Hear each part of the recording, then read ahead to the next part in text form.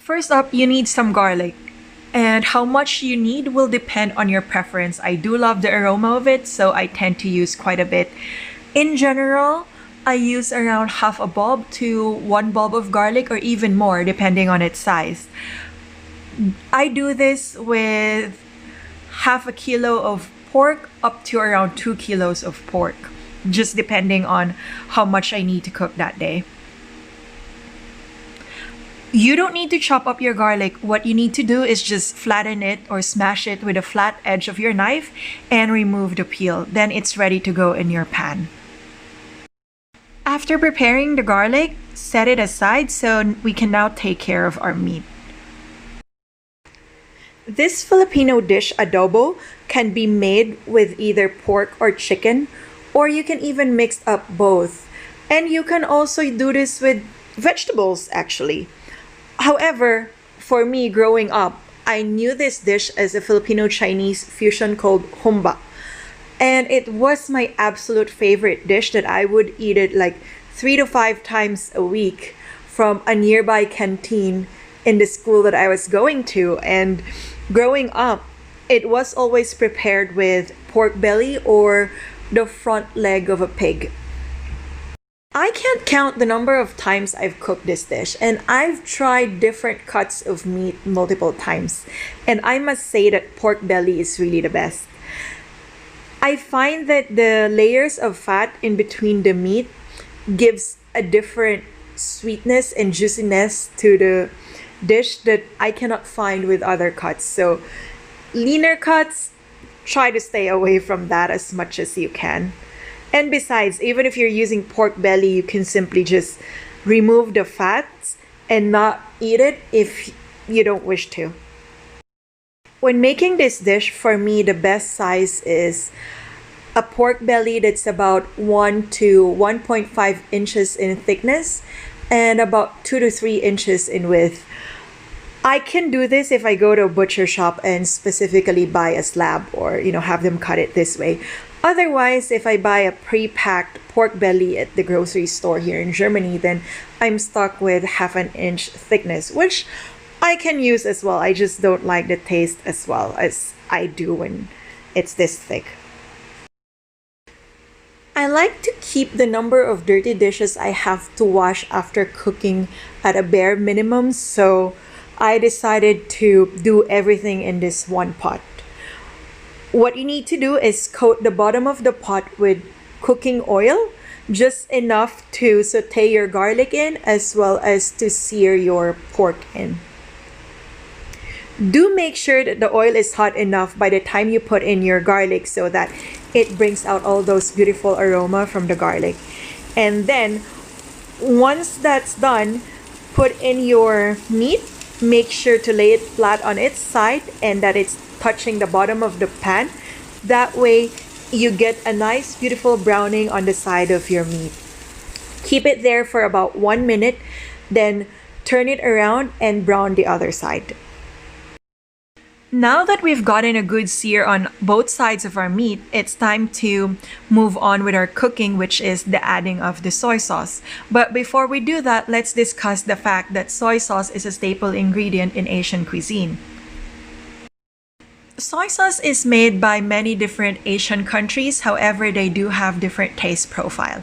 There's light soy sauce, dark soy sauce, salty, and sweet. For the Filipino soy sauce, it tends to be really dark as well as really salty, which I find quite unforgiving. With that being said, I personally prefer using the Chinese dark soy sauce just because it's less salty, so it's more forgiving, and the dark one gives the meat or your dish a more vibrant, darker color. If you use the light soy sauce, the taste would still be the same. However, it would not give off this vibrant reddish brown color. Your dish would look quite pale, as if it lacks tanning. This brings us to the question how much soy sauce to use. The answer would depend on how wet or dry you want your dish to be. I personally like mine not too dry and not too wet to the point of being soupy, but having that extra bit of sauce that I can pour over my rice to give it that added flavor. That in mind, I like to add enough soy sauce to cover my meat halfway, enough to coat it and let it reduce so that the meat can actually absorb a little bit more color. After adding your soy sauce, it's now time to put in your star anise. Do remember that a little goes a long way. You don't want it overpowering your dish, so 1 to 2 pieces of it is more than enough. Give it a rinse before dropping it into the pot. As I flip the meat over, you can see how it has taken on more color from the soy sauce that we have added onto it.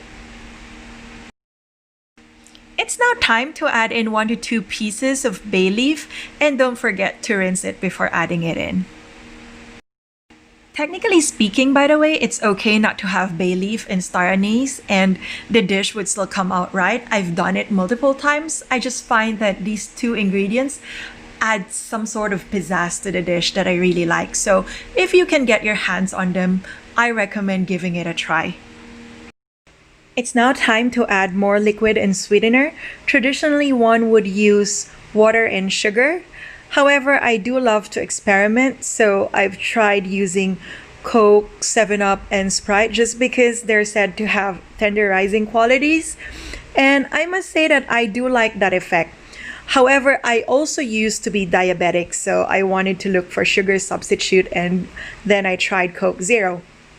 Now, once I tried Coke Zero, I kind of got hooked just because I find the taste to be more subtle in its sweetness. Not only that, it does not make my blood sugar spike, so that's how I prefer to cook it nowadays. But hey, feel free to use whatever liquid and sweetener you prefer to use.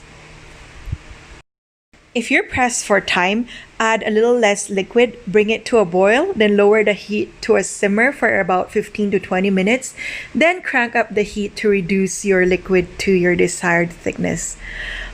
Otherwise, I prefer to add a little bit more and simmer it for around 40 minutes at least before I reduce it to my desired thickness.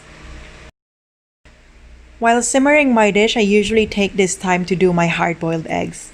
I bring a small pot of water to a boil, drop the eggs in, keep it there for about 7 minutes, then remove it, peel the eggs and set it aside to be added into my dish. I do like to give my eggs a bit of color, so what I do is add it into the simmering pot for about 5 minutes, then remove it. This way I don't completely get my eggs overcooked. After removing my eggs, I would usually crank up the heat. This way I can now reduce the sauce to my desired thickness as quickly as possible. Once you have reduced the sauce to your desired thickness, it's time for this humba to be moved to a serving dish. Chow time! Happy eating, guys!